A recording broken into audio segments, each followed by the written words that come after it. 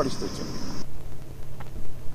తిరుపతిలోని పద్మావతి మహిళా విశ్వవిద్యాలయంలో కౌంటింగ్ కు అన్ని ఏర్పాట్లు చేస్తున్నట్లు జిల్లా కలెక్టర్ ప్రవీణ్ కుమార్ తెలిపారు. తిరుపతిలో పోలింగ్ శాతం పెరిగిందన్నారు. 2019 ఎన్నికల్లో 78.48% పోలవగా 2024లో 78.63% పోలింగ్ నమోదైందని చెప్పారు. వెంకటగిరి నియోజకవర్గంలో ఎక్కువగా పోలింగ్ శాతం నమోదైందని వెల్లడించారు.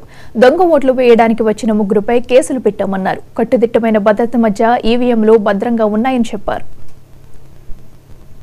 ఈ కౌంటింగ్ ప్రాసెస్ సంబంధించి ఈ కౌంటింగ్ హాల్ బందోబస్తు అరేంజ్మెంట్స్ అవన్నీ కూడా సార్ ఆల్రెడీ డీటెయిల్గా ఎక్స్ప్లెయిన్ చేశారు. సో 3 టైర్ బందోబస్తు ఉంటుంది.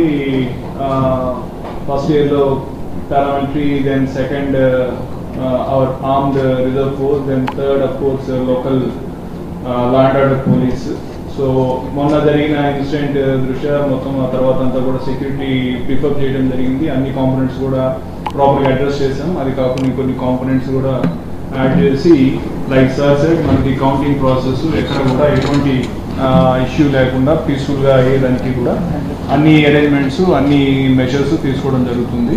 సో దీనికి సంబంధించి మనకు ఈ మన కాన్స్టిట్యున్సీస్లో ఎక్కడెక్కడ సమస్యాత్మక ప్లేసెస్ ఉన్నాయి, ఎక్కడ sensitive villages where we're anticipating law and order issues అటువంటి వాటిలన్నింటిలో కూడా ఆల్రెడీ టికెట్స్ కొన్ని ఆల్రెడీ పోస్ట్ చేసాం.